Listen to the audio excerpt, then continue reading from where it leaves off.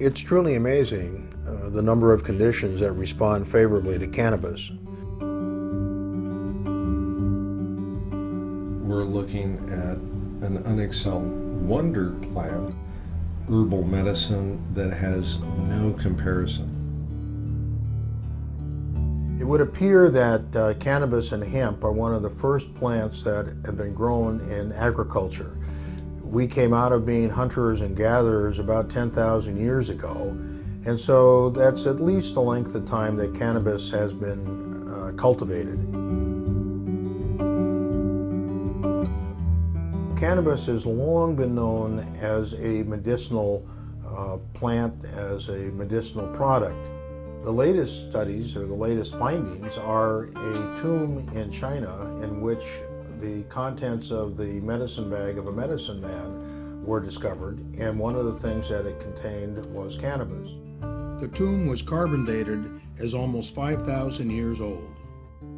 The conventional wisdom, which goes to the oral history of China, is that the Emperor Shan wrote the first Chinese Materia Medica, and that it contained cannabis. He is alleged to have written it in 2637 BC, which would be almost 5,000 years ago. The oldest known copy of that goes back to somewhere between 100 BC and 100 AD. The oldest actual written record of the use of cannabis as a medicine is found in the writings of the Indian, as in India, Ayurvedic medicine, in which that a piece of history is dated at somewhere between 1100 and 1700 BC.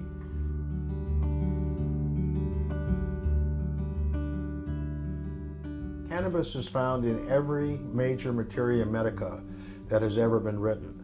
That includes the Ebers Papyrus from Egypt. It includes the writing of Descartes, who was Nero's doctor, and his Materia Medica was used for over 1,000 years, and it was included in the United States Pharmacopoeia from 1854 until 1941. Marijuana has been a medicine for a lot longer than it hasn't been a medicine. Evidence suggests that it was used in northern China for either shamanistic purposes, religion, or healing. And the culture of cannabis as medicine moved across the world. India was very big in the use of marijuana, and it was from India that W.B. O'Shaughnessy, who worked for the British East Indies Company, picked up cannabis and brought it to the United Kingdom, where apparently it was Queen Victoria's favorite treatment for her menstrual cramps. Ultimately, it came to the U.S., and in the early part of the 20th century, most of the major drug companies in this country were actually producing cannabis medicines.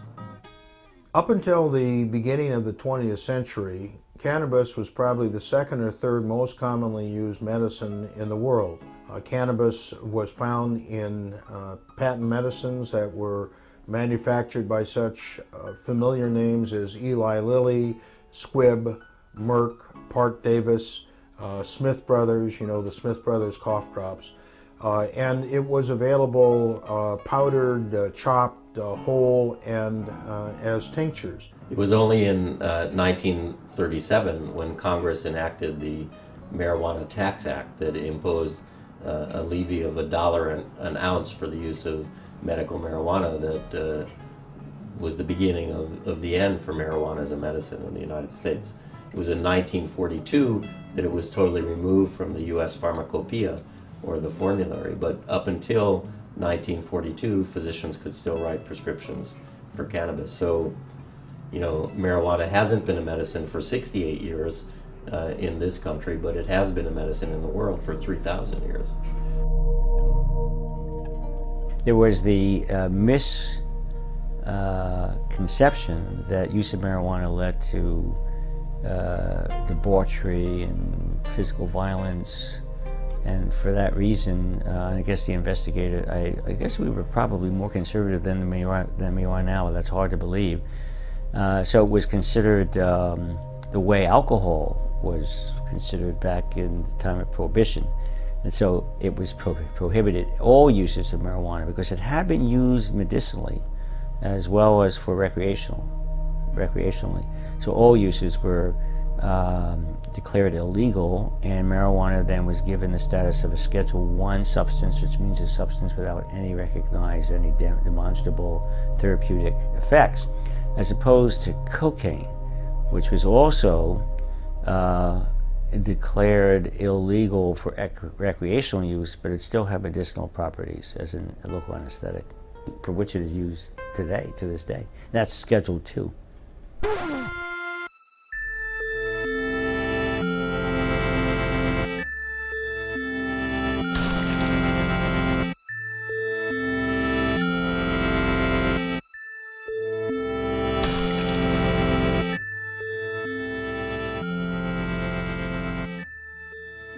When the Marijuana Tax Act was passed in 1937, immediately Fiorello LaGuardia, who was the mayor of New York, established an august body of scientists to investigate whether the claims that marijuana use was going to increase mental illness and crime in the United States were valid.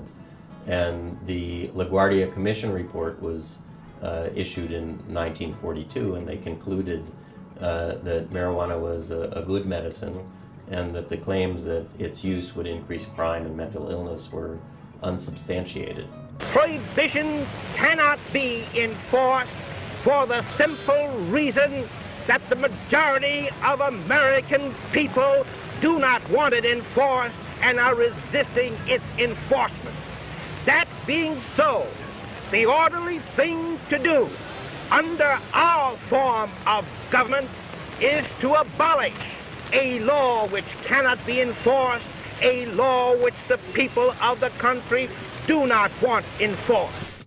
That sentiment was repeated in 1972 when the Nixon Marijuana Commission wrote their report. This was in the face of the admonition by President Nixon that they not recommend the legalization of cannabis for recreational use. Oh, there is a commission that is supposed to make recommendations to me about this subject. The recommendation of the Commission in its first report is that we do not feel that private use or private possession in one's own home should have the stigma of criminalization, that people who experiment should not be criminalized for that particular behavior. Every 10 years or so, our government has sponsored another look into marijuana as medicine. The last one actually now being 1999, when the Institute of Medicine did it. And every 10 years, these august bodies come up with the same conclusion, that there's medicinal value to marijuana, and its adverse effects and addictive potential and gateway drugness are overstated. And for some reason, every 10 years, these reports go, I don't know if they're ignored, but they certainly don't seem to change policy. In 1974, a fellow with glaucoma who was going blind named Robert Randall was arrested for possession of marijuana. He had found that using the marijuana had diminished the symptoms that he was having, and it was later found by both Johns Hopkins and the Jules Stein Eye Institute at UCLA that this was the only thing that would preserve his eyesight. And the federal government then agreed to provide Mr. Randall with marijuana for medical purposes. He had made an agreement, or the government thought he had made an agreement, not to tell anybody about this. Well, as soon as it happened, he told as many people as he could, and began to spread the word, and people began to apply for this program, which was called the IND program. At one time, there were as many as 15 Americans who were receiving 300 hand-rolled marijuana cigarettes a month from the federal government. And there were another 35 people who were approved for the program. In 1989, the first Bush administration decided that they needed to review this. They were concerned that too many people were applying for the program, and if too many people got on it, the public might get the, quote, wrong idea that marijuana actually had some medical value, which of course it actually does have some medical value. Just prior to that time, in 1988, the chief administrative law judge of the Food and Drug Administration issued a ruling recommending that marijuana be rescheduled from Schedule 1 to Schedule 2. In his ruling, he found that marijuana was one of the safest therapeutic agents known to man, and he stated that it was safer than eating 10 potatoes. So I've always been very careful about the number of potatoes I've eaten since then. Marijuana was widely used in the 19th century for the treatment of asthma. And in the 1970s, we found that marijuana has a bronchodilator effect. It's because of the THC in marijuana.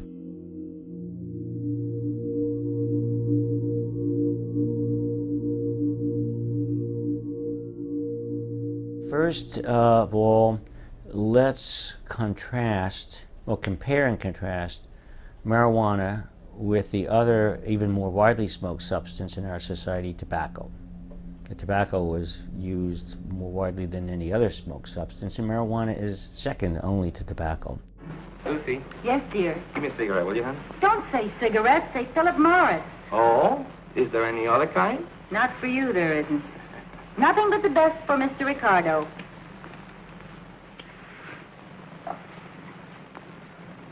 Thank you. Lucy, you're so good to me. You see how easy it is to keep a man happy? Why not give your husband a carton of Philip Morris cigarettes? Smart move. He'll love them for their mildness, their smoothness, and their wonderful good taste. And he'll love you, too, for thinking of him. That's right. Good night, everybody. And don't forget, call for Philip Morris. Call for Philip. We know that if you analyze the contents of tobacco and marijuana, they're quite similar. The major difference is that tobacco contains nicotine, not found in marijuana, and marijuana contains THC and about 60 other THC-like substances called cannabinoids, not found in tobacco. But there are a lot of other particulates that are shared in common, and these include carcinogens, such as benzpyrene, the most potent of the carcinogens and considered to be responsible for a large percentage of human cancers. Benzpyrene is found in 50% higher concentration in marijuana smoke than in the smoke from a comparable quantity of tobacco. And this has been shown by 3 separate groups of chemical investigators. So the expectation is that if you smoke marijuana enough and on a regular basis, that you would incur similar risks to smoking tobacco. So what are the major health risks for tobacco? Emphysema, which I prefer to call chronic obstructive pulmonary disease. It's the new term. It consists of chronic bronchitis and emphysema. But you could have significant impairment in lung function without emphysema. It could just be due to airways disease, what we call small airways disease. But because we can't separate out the two components of COPD, emphysema, and the airways component, we lumped them together. So that's COPD. So now COPD is the 4th leading cause of death in the US and in the world, and will become the 3rd leading cause in 2020. So it's a very important disease. About 120,000 Americans die each year from COPD. Probably the best evidence for separating out, the best method for separating out a COPD patient from someone else is to look at the rate of decline in lung function. I shouldn't say the best, it's probably the most informative. But it's more difficult to do because you have to make measurements every year for a number of years. And so you get a slope of the rate of loss of lung function over time. We did that. We actually measured lung function every year in our marijuana smokers up to 8 years. And we found that the slope of the decline in lung function was almost identical in the marijuana-only smokers compared to the non-smokers, where it was accelerated in the tobacco smokers. So just one other piece of evidence that marijuana is not a risk factor for the development of COPD. I think I'm convinced of that. And the other major health consequence, pulmonary health consequence of tobacco, is lung cancer. Cancer is the 2nd most common cause of death. in the U.S., and lung cancer is the most common form of cancer. And the major risk factor for lung cancer is tobacco smoking. About 160,000 Americans die each year of lung cancer. So the question that came to my mind and that of my colleagues was whether or not there was any evidence that marijuana would at least qualitatively share some of these health risks with those of tobacco. And that was the rationale for initiating our studies back in the 1980s. What is the evidence that marijuana smoking, habitual marijuana smoking, can lead to lung cancer?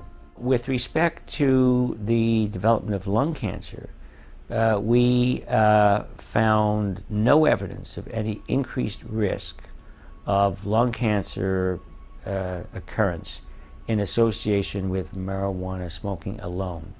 The marijuana smokers, if anything, had a reduced risk for developing lung cancer. Not a significantly reduced risk, but reduced less than one-fold, so that means reduced. Whereas the tobacco smokers had a markedly increased risk. If those who smoked more than 2 packs a day had a 20-fold increase in the risk. That's 2,000%. Those who smoked from 1 to 2 packs a day had an 8-fold risk. It's 800%. So that contrasts with no risk, no increased risk, or a slightly reduced risk with the marijuana smokers. THC actually has an anti-tumoral effect. And these are studies that were done both in experimental animals and in cell culture systems, and for different kinds of cancer. For lung cancer, breast cancer, thyroid cancer, prostate cancer, gliomas, brain cancer, that the development and growth, or the growth actually of the tumor is suppressed by THC, and metastases are also suppressed. So how can that be? Well, THC impairs protein synthesis, and it's what we call anti-mitogenic or anti-proliferative. You need, so tumor cells don't as readily proliferate in the presence of THC. They're also anti-angiogenic, so they interfere with the growth and development of new blood vessels that are necessary for metastatic spread. And they also are pro-apoptotic. What is apoptosis? Apoptosis is programmed cell death. So when cells age, there is a mechanism whereby the cells die. It's a non-necrotic death to die off the old cells, and we get rid of them before they have an opportunity to develop mutations that would lead to cancer. So enhancing apoptosis diminishes the risk of the cells becoming cancerous. So marijuana turns out, THC rather, turns out to be pro-apoptotic. So those appear to be the mechanisms that might account for these anti-tumoral effects of THC.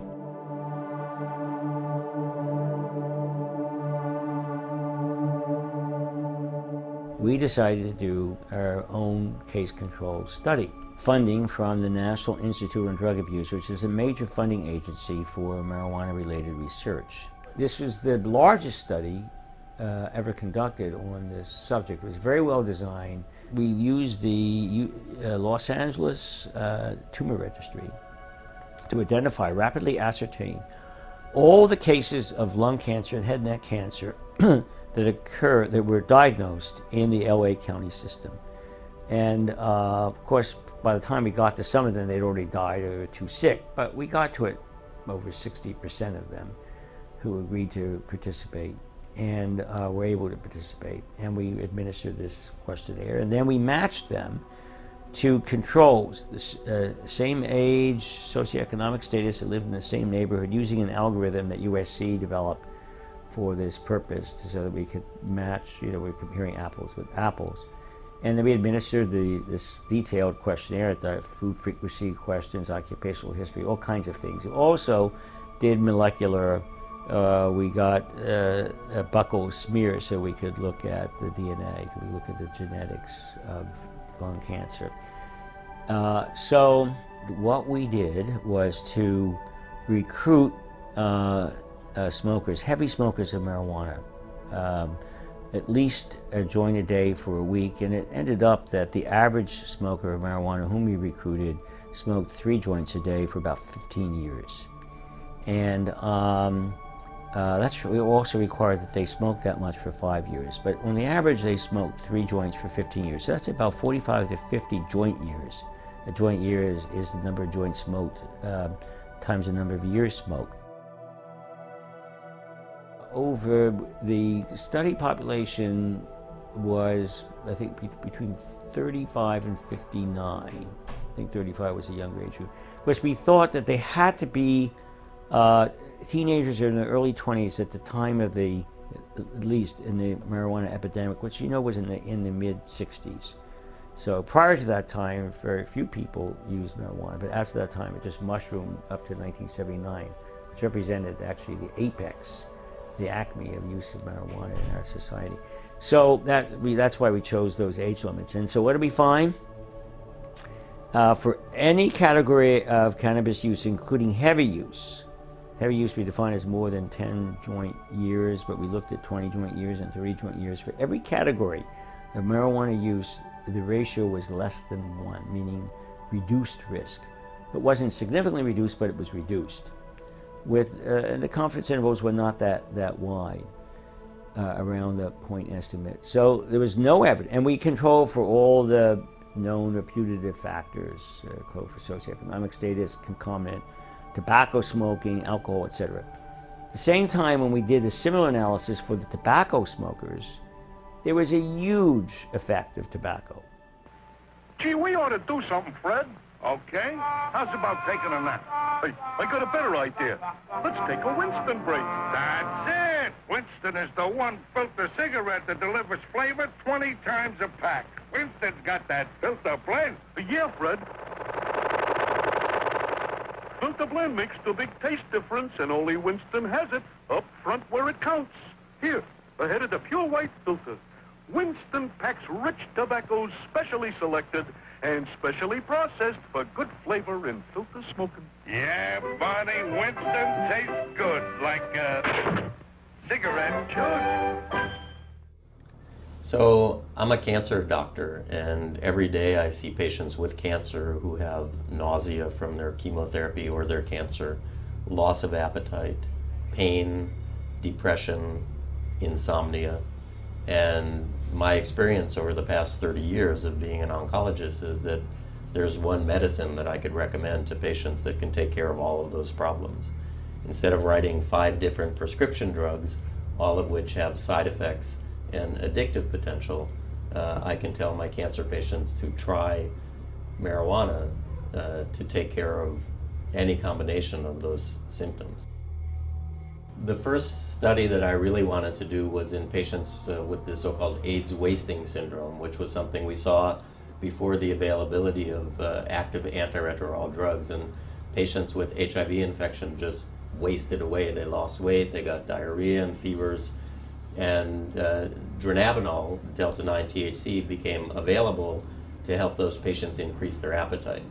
When we prescribed those patients dronabinol in the early 90s, they said, this is okay, but I really prefer to smoke real cannabis, because when you take cannabis by mouth, either as delta-9 THC or eating, in fact, baked products, the absorption is very slow and variable, so it takes about 2.5 hours for a peak to be reached, and the peak level in the blood is quite low, and then it stays in the body for quite a long time as well. Also, when taken by mouth, the delta-9 THC becomes converted by the liver to another psychoactive metabolite. So people that take dronabinol or eat cannabis baked products often get more zonk than people who smoke, because when you smoke, you don't get that second metabolite. Also, when you smoke, you get a very rapid peak in the blood in 2.5 minutes, as opposed to 2.5 hours. So people can really control the onset of the activity and how long it lasts better if they're smoking rather than swallowing either a pill or eating a baked product.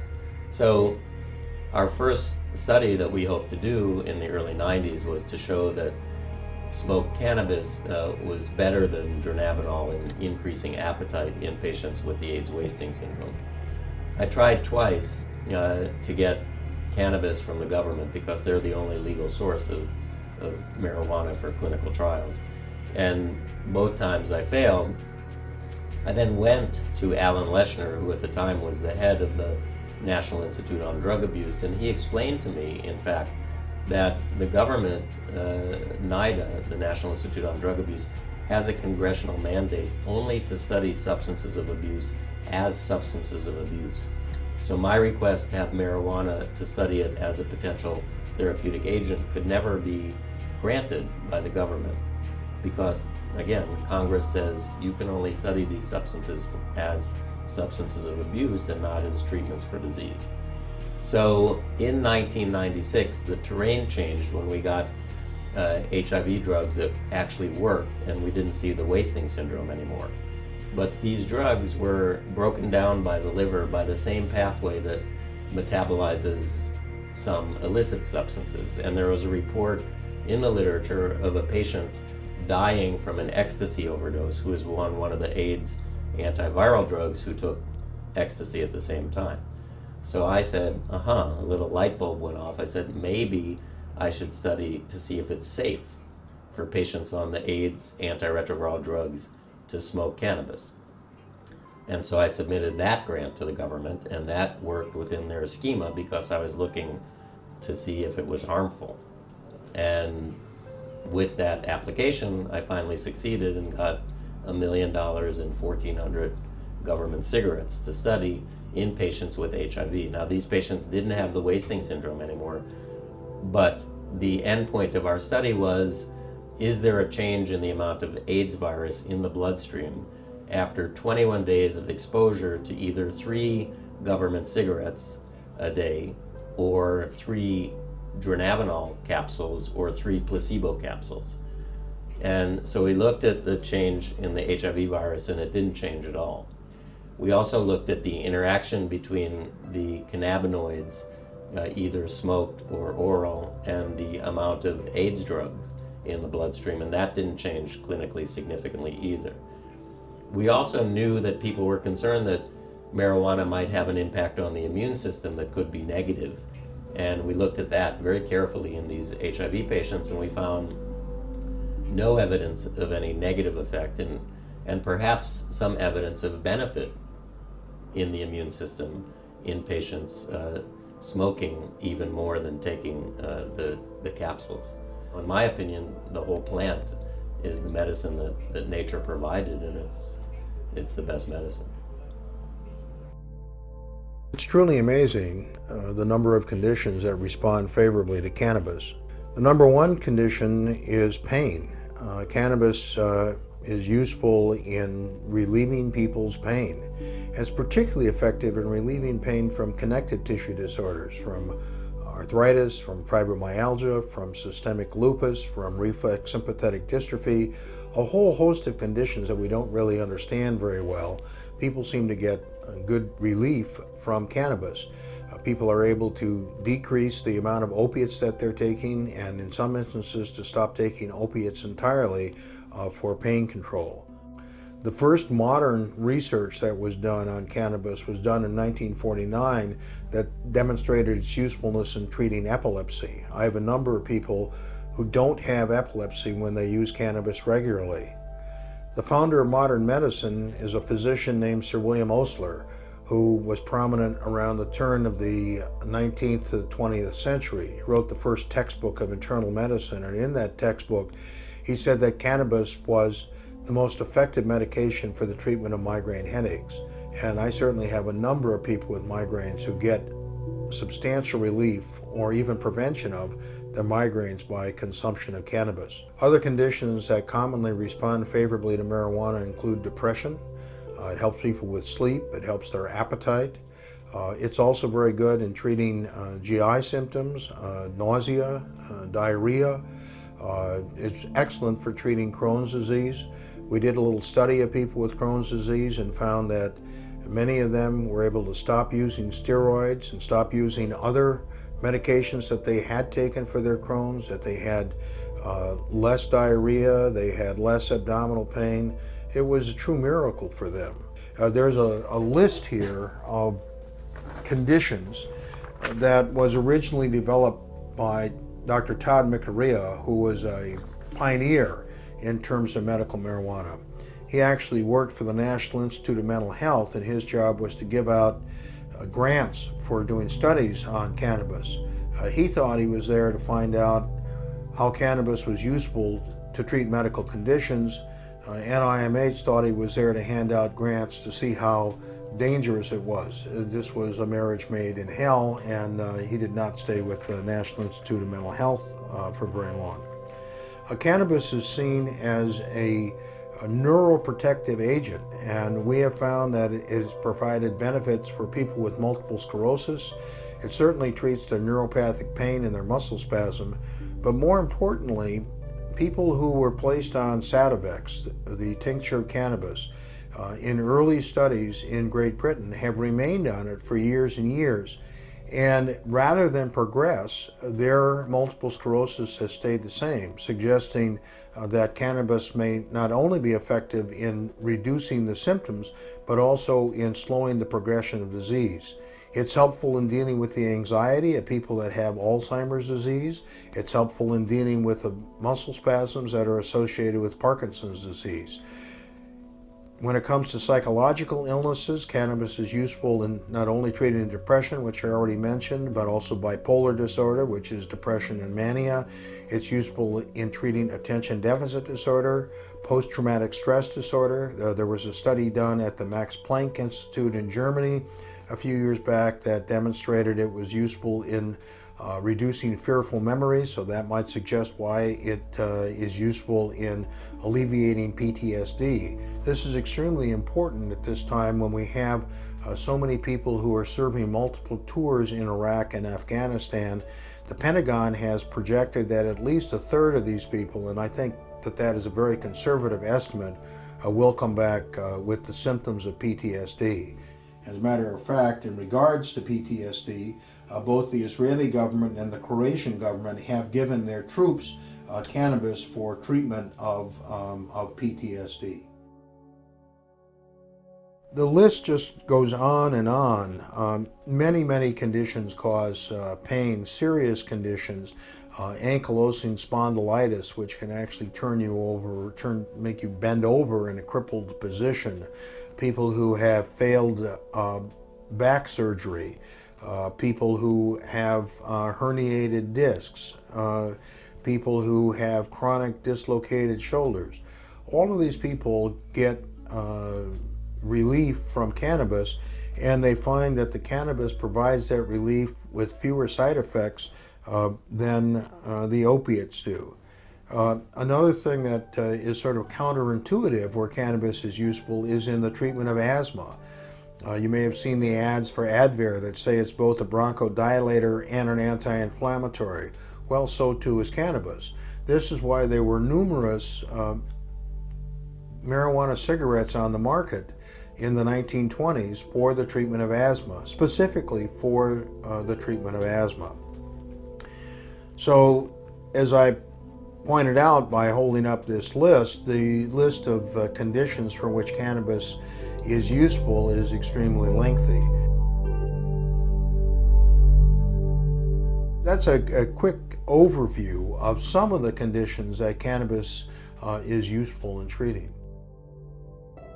Most people tend to take cannabis at least in the evening. Some people take it more often than that.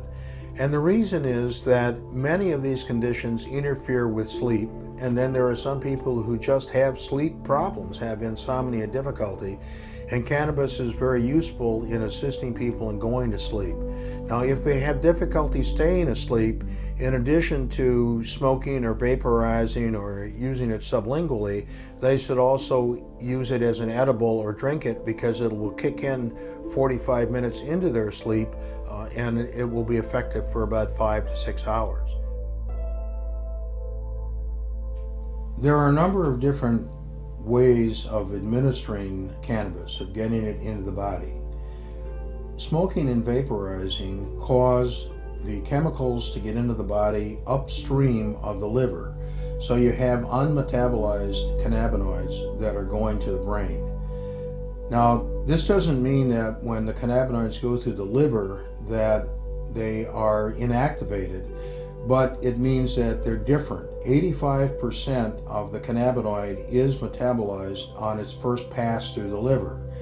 The other thing is that when it goes to the brain immediately by the respiratory route of administration, the effect will be in 15 to 30 seconds.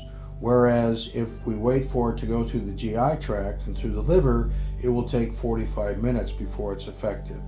Now, each one of those routes of administration is going to give you a slightly different mix of chemicals, because when you smoke it, you are oxygenating the cannabinoids and the other chemicals that are in there.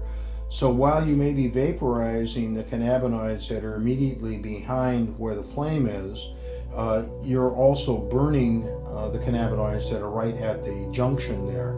So that smoked marijuana is not identical to vaporized marijuana. With the vaporized marijuana, all of the volatile oils will be volatilized by the time you get to 340 degrees centigrade. And you will have removed or be exposed to about 70% fewer irritants than when you smoke it.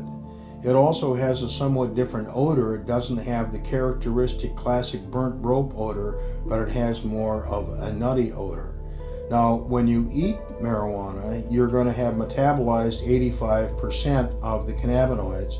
People who eat it talk about having a body high as opposed to a mind high, and that is because you're being exposed to a different combination of cannabinoids. Now, some people have found that an under-the-tongue spray, which is what Sativex is. Sativex is an alcohol extract of the whole plant, which combines extracts from two plants, one that's high in THC for its therapeutic value, and the other that's high in CBD to keep down the euphoria, its anti-euphoria effect. And when you spray it under the tongue, it will be effective in about 15 minutes, but it will go to the brain first before going through the liver.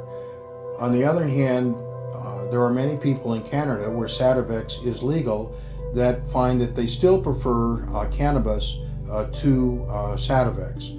Now, Sativex is prescribed in Canada, and it appears as though the British government and or the Spanish government may also approve Sativex in the near future for sale as a pharmaceutical in their country. The U.S. Food and Drug Administration found that Sativex, basically liquid marijuana, was safe enough to be tested on Americans, and they approved a phase 3 clinical study. Phase 3 just means with human beings, in December of 2005 to determine whether or not this under-the-tongue tincture spray was useful in relieving intractable pain in people with cancer. This study did not get started until 2007 and is still ongoing. There have been numerous studies with cannabis and tincture cannabis and pain that have shown that it is useful in relieving pain. Now, we've talked about under the tongue, we've talked about smoking, we've talked about vaporization. There's also the synthetic delta-9 THC can be taken orally, just like edibles can be taken. And the main problem with edibles is that it's hard to tell whether you're going to get a dose that is going to just deal with the therapeutic needs that you have, whether it's going to give you euphoria or whether it's going to give you dysphoria. And you need to have a regular supply so that you can be fairly certain that you're going to take an amount that will be the therapeutic dose and not an amount that will give you dysphoria as a side effect. Lastly, the curanderos, who are lay healers in southern Mexico and Central America, have used tincture of cannabis as part of their therapeutic armamentarium for at least 200 years. The topical application of tincture of cannabis is useful, particularly on the small joints, the fingers and toes, in dealing with pain associated with arthritis. And the reason for this is that cannabis is both an analgesic, a painkiller, and an anti-inflammatory.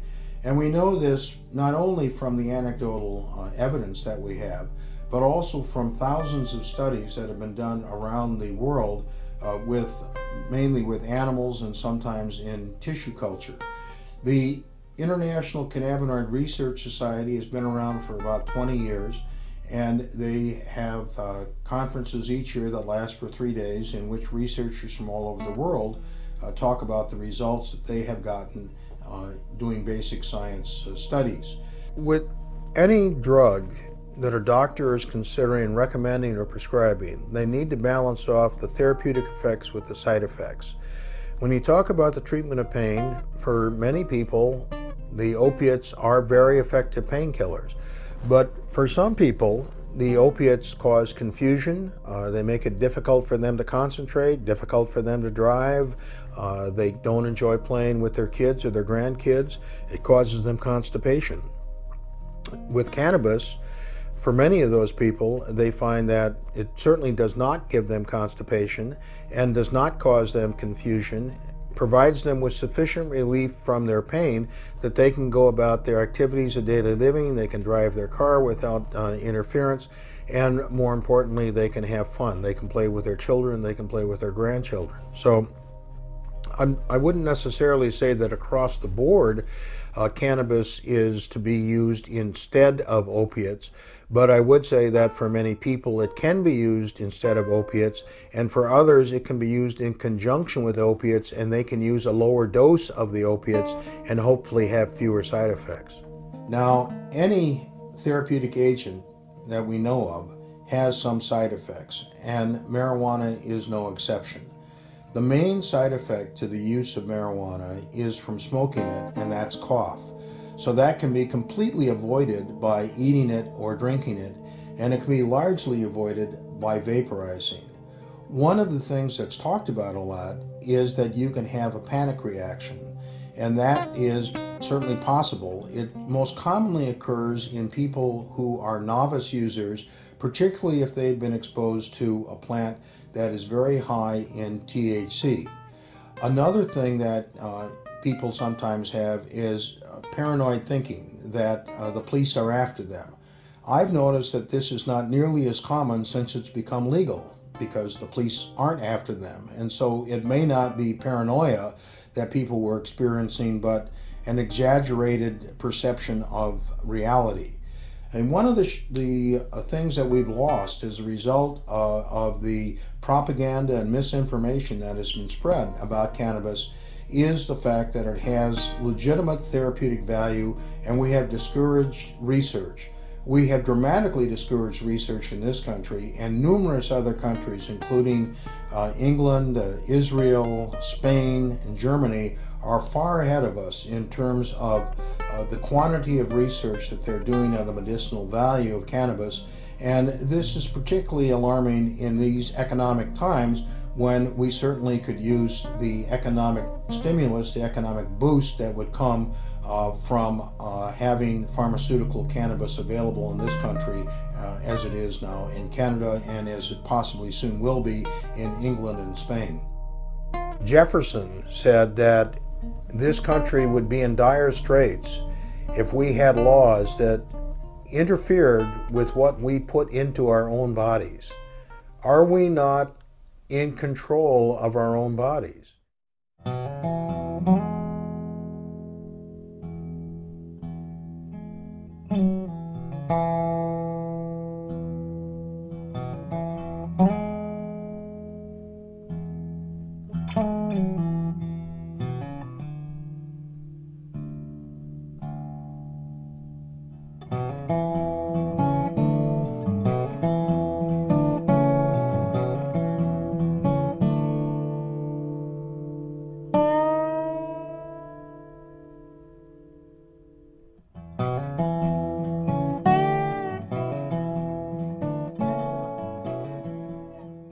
Marijuana is a medicine that patients themselves can grow.